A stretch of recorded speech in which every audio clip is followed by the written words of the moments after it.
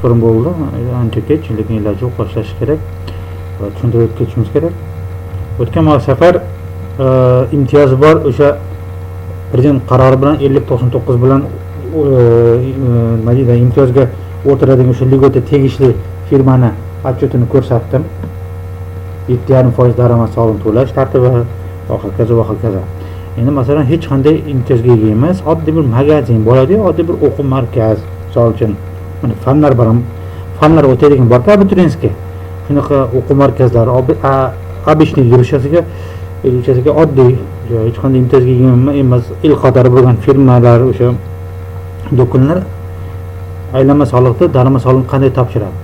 Bu har doimgidek mana shu joyga kiriladi.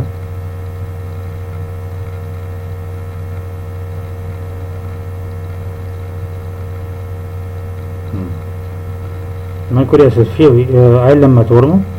Aylanma fevral oyida topshirilgan. Biz endi mart kuni topshirishimiz kerak. Sababi 15-aprel oxirgi o'sha muddatda aylanma soliq. Keyin nima qilamiz? Aylanmaga o'tamiz.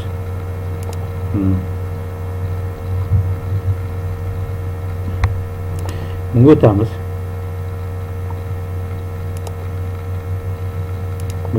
Mana. Shu har doimgidek shu to'ldirib chiqamiz ishlarni. Tamam. Bu oddiy firma hech qanday imtiyozga, hech narsaga ega emas.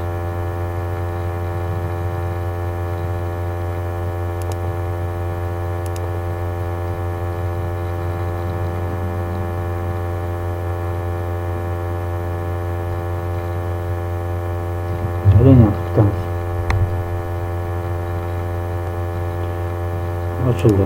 Başka tushamiz. Mana ko'ryapsiz, 2 million bo'lgan, masalan, o'quv markaz misol uchun naqd pul o'quvchiga naqd pul topshiradi. Naqd pul topshirishi bu ya'ni boshqa daromadlar hisoblanadi. O'sha boshqa daromadlarni qanday qo'shamiz, shuni ko'rsatamiz.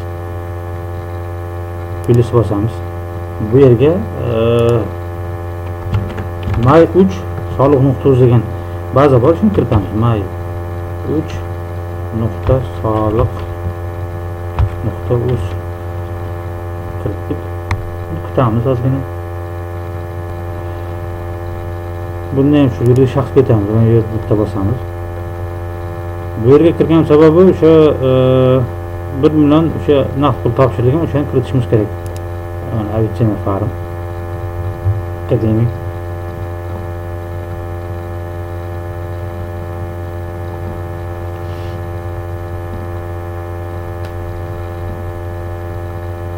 Zagorskka kutamiz.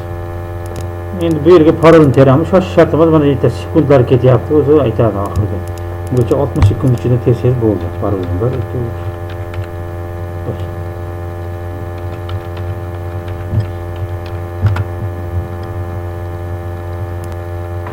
3. Ochildi. Hozir qasab tushamiz.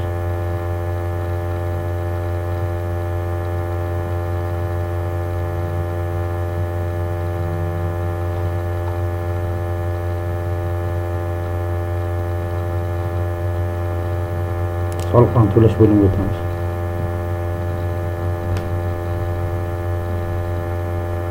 Kutamiz, iloji yo'q. Soliqlarni to'lash bo'limiga kirsam, u qo'shimchani chiqarib berdi. Keyin xizmatlar bo'limiga o'tdik mana. Buncha kiritilgan ekan, bunga pastga tushamiz. Bugungi mavzuyimiz deymiz o'sha narsa mana bu. Aylanmada onaga soliq hisobotlariga avtomatlashni o'rgatish kiritish bo'yicha yaptı, boshqa narsa soliq mavjudasi yo'q. Bizga bu kerak. Bosamiz, yana kutamiz. Zagorskasi tugadi, tepaga chiqamiz. Mana ko'ryapsiz, fevral oylarga mana shu summalar qo'shganman, mana boshqa daromadlar naqd puldi. Murojaat raqami, murojaat soliq davrini talab bo'ldi, 2025 hisobot nafasi. Murojaat yuborish. Murojaat ro'yxatida turgan ekan, murojaat yuborishga kirdim bu bo'limga. Soliq davri 25-yil, hisobot davri hozir aprel bo'lsa mart oyiga satr deyapti, buni tanlaymiz. Mana boshqa daromadlar, naqd puldagi soliq turi aylanma, summasiga 1 million yozamiz. Endi 1 million yozsangiz, shu 1 millionni 4% ushlab qoladi. Bitta bosib qo'yamiz, bitta. Keyin asoslantiruvchi hujjat deyapti. U o'sha firmani hujjatini biriktirib qo'yish kerak. Keyin bir bilan kiritdik-ku, hozir adashmadikmi? 1 2 3 1 2 3 ol. Keyin asoslantiruvchi hujjat degani o'sha guvohnomasini topib berish kerak. O'sha aviatsiya farmga biriktirilyapti-ku 1 million. O'shani hisob raqamiga 1 million tushdi, 1 million naqd pul tushdi, shundan 4% soliq to'laydi deb ko'rsatishimiz kerak. Bu dizisga o'tamiz. Endi har bitta firmani o'ziga bitta papka ochib men bunday qilganman, reyestr qilib tartib bilan ertaga topilmay bermayman degan ma'noda. Keyin guvohnoma topdi mana. Shoshmasa agar ko'rib bo'lishi mumkin hayotda boshqa firmaniki emasmikan deb ko'rib olish uchun открыть tugmasini bosasiz. Endi bu ishlarni qilish albatta buxgalterga kompyuter sog'liqxona juda katta kerak, rol o'ynaydi.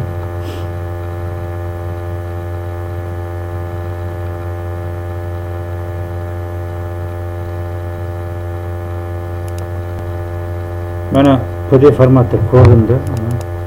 Tiyma oti, nomi tanlab qo'ydim. Mana guvohnoma tushdi. PDF formatda shu nomi bilan yuborishni bosasiz. Mana 2 millionimiz informatsiya uspешно сохранение deyapti. Murojaatga o'tamiz. Murojaat ro'yxatiga. Mana o'sha tushdi mart oyi uchun. Endi bu yoqqa o'tamiz. Yozib o'zgarmadi, bitta bosib qo'yamiz buni.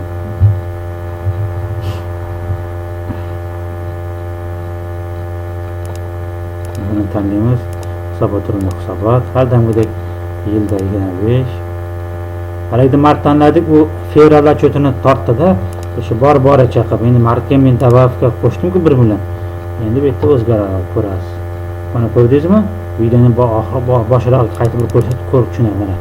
O'sha avtomatik mana 1 million bunaqa summa qo'shildi. Yanvar fevral mart oyiga o'sha ishlarga mana 120 ming so'm soliq ko'rsatyapti. Shu. Oxirida nima qilasiz? Jo'nashibda bosasiz. Aytib qo'y, mana shunaqa chiqib qoladigan bo'lsa, bu kulish, ya'ni noldan qaytadan kirish kerak degani. Hech narsa qilmaydi. Boshiga qaytamiz. Odam xato qilib o'rganadi yoki ba'zan inakda deyilishasiga ba'zan ishlamay qoladi.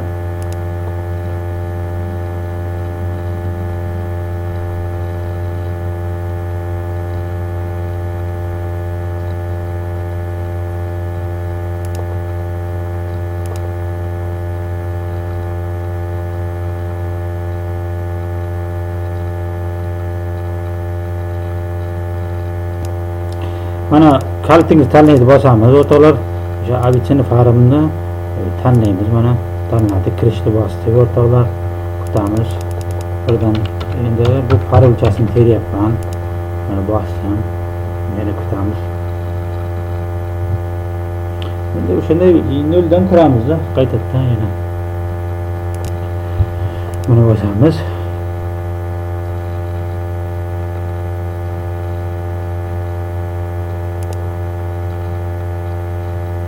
Qilayotgan ishimiz o'sha aylanmaga haqiqatan mart oyida qancha pul aylantirib, savdo tushumi qilib, o'sha magazin deymiz yoki o'quv markazidan o'sha hisob raqamiga bankka borib shaxsan pul tashladik, savdo tushumi qilib. Tushuntiryapman mavzuni. Shunaqa joylar kelib qolsa, masalan 5 million bankka topshirdim, 5 million mana aylanmadan qo'shib qo'ying degan bo'lsa, rahbar qo'shib qo'yish kerak o'rtoqlar.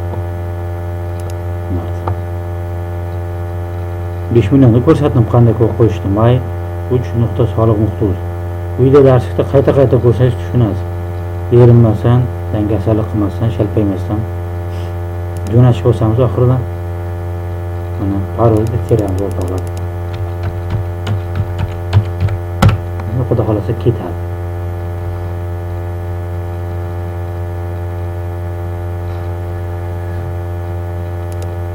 Mana o'sha mart oyi ketdi. Ko'ryapsizmi? O'z vaqtida qabul qilindi deyapti.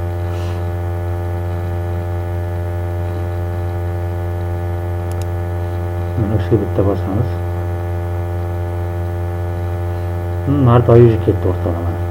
Mana vaqtida topshirib. Endi bizda bugungi tushunarli bo'ldi bu aylanma. Hozir ikkinchi mavzuni tushuntiraman. Birinchi mavzuni men o'zim qilib sizlarga bu tashlab beraman Telegram'laringga.